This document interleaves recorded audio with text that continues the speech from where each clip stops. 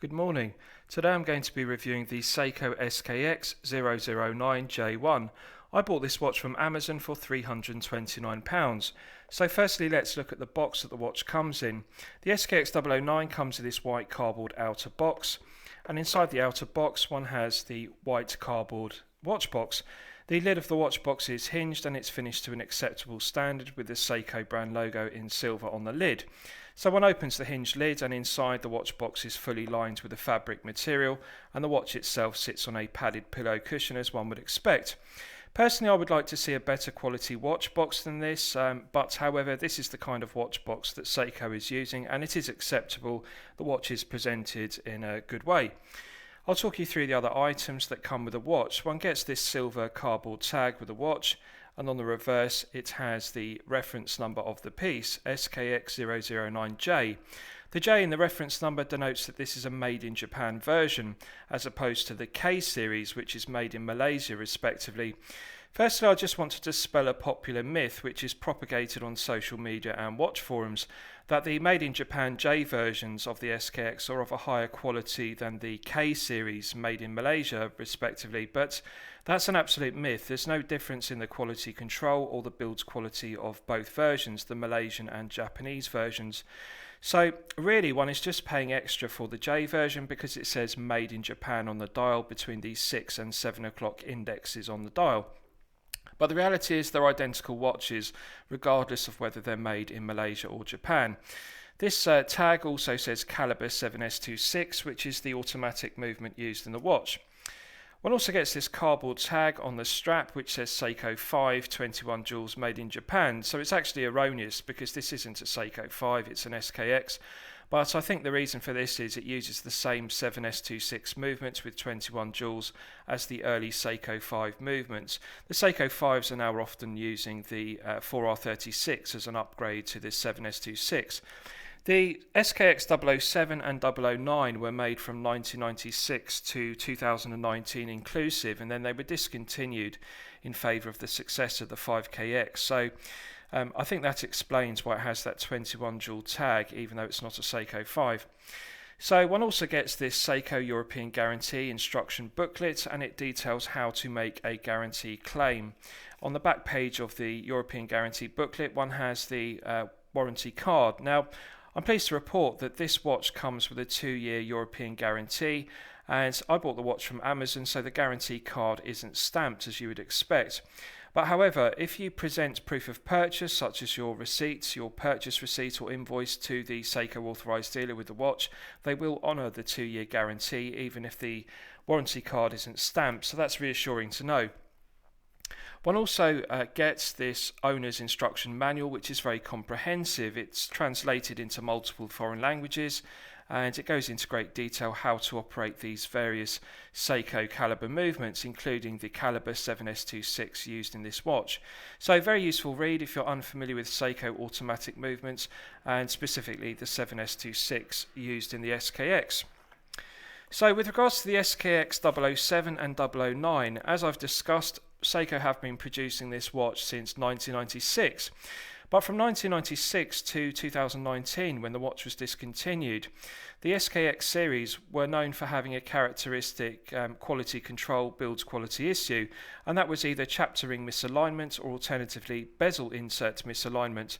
It was often the case that one would buy an SKX and would find that it either had a chapter ring misalignment or the bezel would be misaligned, or worst case, both of them would be misaligned. And unfortunately, Seiko continued to make the watches with these defects, and they didn't rectify the fault. But however, I'm pleased to report that this one is actually a good example. The chapter ring alignment and also the bezel insert alignment are both excellent. So I'm very pleased because I'm going to add this watch to my own personal collection. So I'm really pleased that it doesn't have the characteristic misalignment. With regards to the specification of the watch, it's a 41mm case. It is 13mm thick and it has a 22mm lug width. The weight of this watch on the rubber strap is 104 grams, so it's a light piece on the rubber strap. It's also quite light on the Jubilee bracelet and also the Oyster bracelet, which are the alternatives to the rubber strap. So with regards to the rest of the specification, it's 200 meters water resistant, and this really is an iconic Seiko piece. The SKX007 and SKX009 are two of the most iconic Seiko watches ever made. They're instantly recognizable, and especially the SKX009 with its Pepsi bezel with the red and also navy blue aluminium bezel insert colours. So very collectible watch now that it's been discontinued since 2019. So as I've discussed, this watch uses the 7S26 automatic movement, which is a 21 dual movement, and it runs at a frequency of 21,600 vibrations per hour. Now, it has a 40-hour power reserve, which is perfectly acceptable. However, it's not a particularly accurate movement. Seiko state the accuracy of the 7S26 as being -20 to +49 seconds per day. So not very accurate, but it is a very reliable, well-proven workhorse movement with a day-date complication. Now I'm pleased to report that this one is running at -10 seconds per day, which is perfectly acceptable for a 7S26. The watch is glazed with a Hardlex crystal. Now, the negative aspect to a Hardlex crystal is that it is not as scratch resistant as sapphire crystal, but however it is harder and more scratch resistant than a mineral crystal. And the other negative is that it doesn't have an anti-reflective coating on the underside. So as you can see, when I tilt the piece in the light at an oblique angle, it reflects the light. It doesn't have any anti-reflective coating. So that's a negative. But however, I do like the aesthetics of having that flat Hardlex crystal, which is flush with the aluminium bezel insert. It's a very aesthetically pleasing crystal. With regards to the rest of the specification, this watch is a credible 200 meter water resistant dive watch. It is ISO certified. It has a screw down crown which provides an effective hermetic seal to 200 meters. The crown is a solid stainless steel coin edge finish crown which is unsigned. It doesn't have the Seiko S brand logo.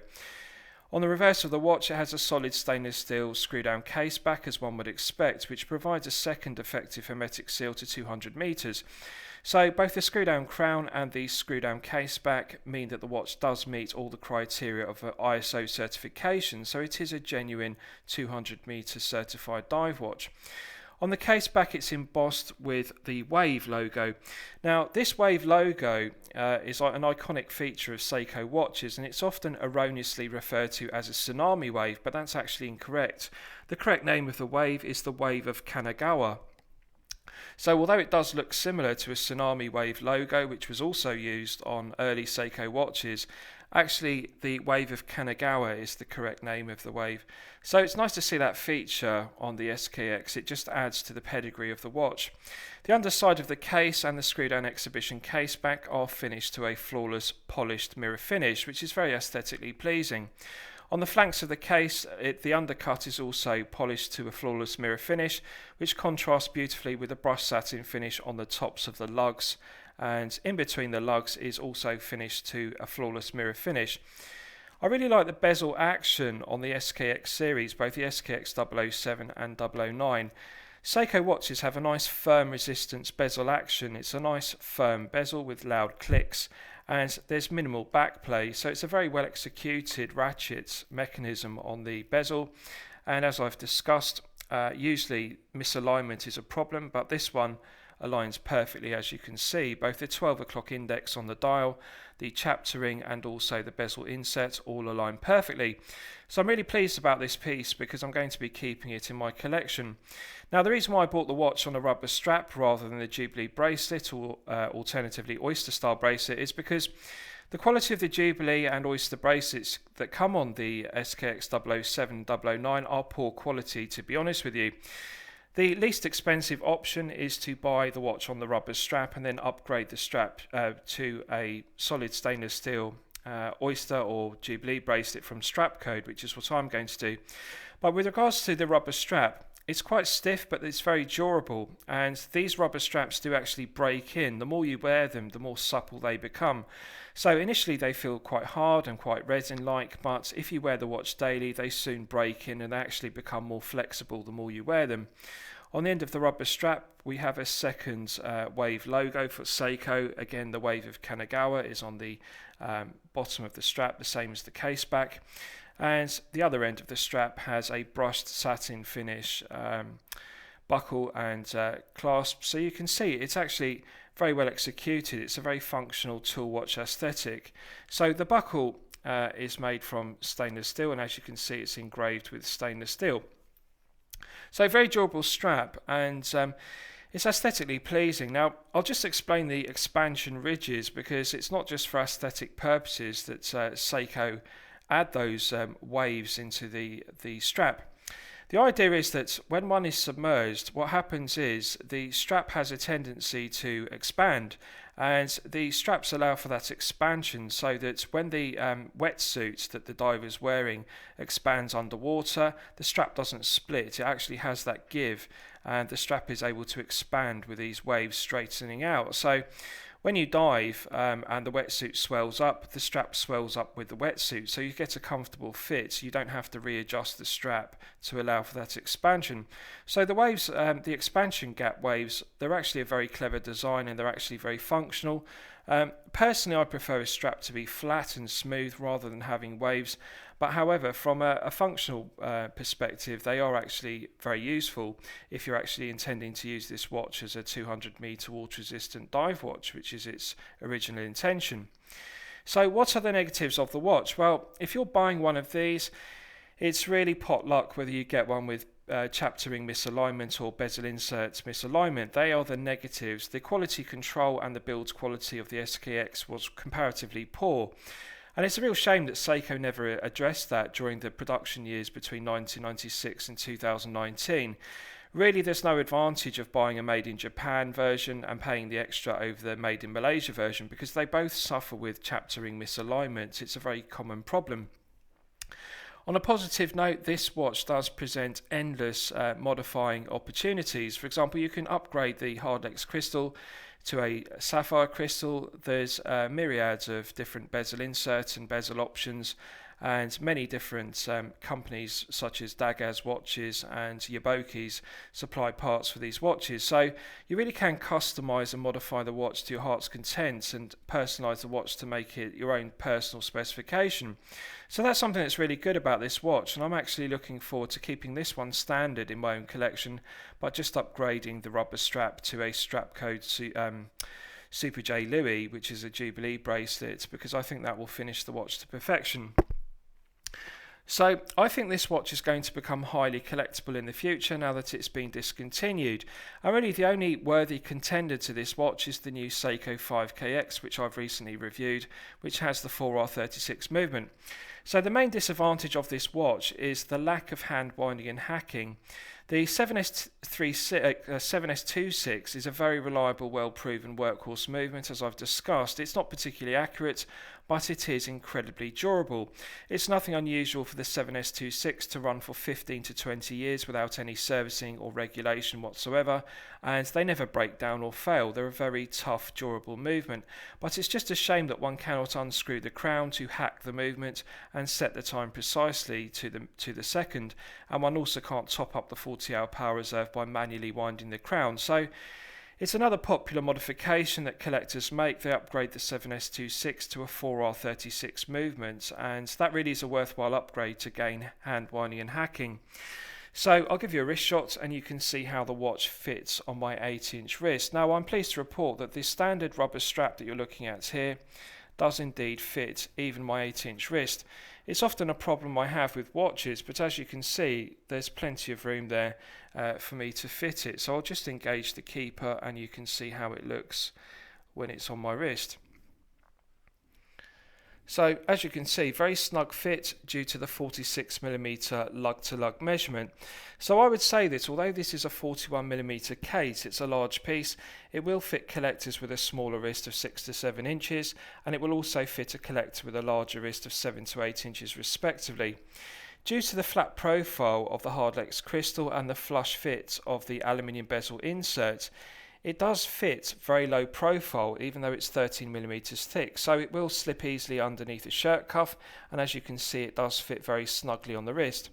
Incredibly comfortable piece to wear, and on the rubber strap it's a very lightweight piece at only 104 grams, so it really does have the feel of wearing a weightless watch.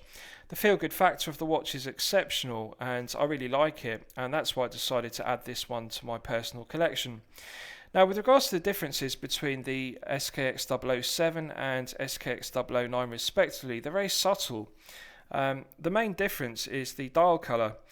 The SKX007 has a matte black dial. Now, this dial looks very similar, but it's actually very, very dark navy blue rather than matte black. But at a distance, the SKX007 and 009 dials do actually look the same matte black, but it's actually dark navy blue. And the only other difference is the Pepsi bezel on the SKX009. It's dark navy blue and red, as you can see. And what I like about it is because it's got a metallic matte finish, in some lights it actually looks black like a Coke bezel rather than Pepsi. So I like that aesthetic of it, the fact that it changes from looking like a black and red bezel to a navy blue and red bezel respectively. Very aesthetically pleasing. So lastly, I will just give you a lume shot and then I'll surmise the piece. So as you can see, just from being charged up by my strip light, the Seiko Lume Bright is already beginning to glow very brightly. But I'm going to charge it up to the absolute maximum using my 100 LED torch, and then you can see the peak performance of the Seiko Lume Bright when it's fully charged. Right, so that's now fully charged to the maximum, and as you can see, this Seiko Lume Bright is absolutely outstanding. I really like it. I love the green tone of it, and it glows very brightly, and it also holds charge for a good length of time. I really regard Seiko Lume Bright to be the very best of lume in the watchmaking industry. It's equal in quality to Rolex Chromolite or Swiss BGW9 Superluminova, for example. So I have no criticisms whatsoever about the performance of Seiko Lume Bright. The watch dial, the hands, the indices and the lume pip are clearly visible in low light conditions, as you can see. And it's something I really like about Seiko watches. The quality of that Lume Bright really is outstanding. So it's another positive of the watch. So lastly, I'll surmise the piece. What do I think of it? Well, when I'm considering reviewing a watch on my channel, it should meet two criteria. The watch should be excellent quality and excellent value at the respective price point. Now, the prices of the SKX007 and 009 have risen sharply since their discontinuation in 2019, so they are now a very expensive watch. I paid £329 for this watch, which is a lot of money. These watches used to sell for £200 to £250, depending on if they're on the rubber strap or the stainless steel bracelet. But the prices have risen a lot because they're now highly collectible since they're discontinued, so that's something to be mindful of. I chose the Made in Japan J version because they're more collectible, and there really isn't much price difference between a K series made in Malaysia and the J series made in Japan. But as I've discussed, if you're thinking about selling the watch in the future, it's better to have the Made in Japan version because they're more sought after by collectors, although there's no difference in quality. So overall, I would say that this is a watch with some negatives, such as the lack of hand winding and hacking, but many positives. I really like the design of it. I think it's an iconic watch. It's a purist Seiko collector's piece, and I really think that in the future, now that it's discontinued, it will continue to appreciate in price, and it will become a very sought after valued piece as the supply of the watch dries up. So there are a lot of these in circulation, but as time goes on, there will be less and less of them in their standard form, because it's actually quite rare to see an SKX007 and 009 in their standard specification. They're often upgraded and modified by collectors, and long term that actually devalues them and makes them less desirable when you come to sell them on.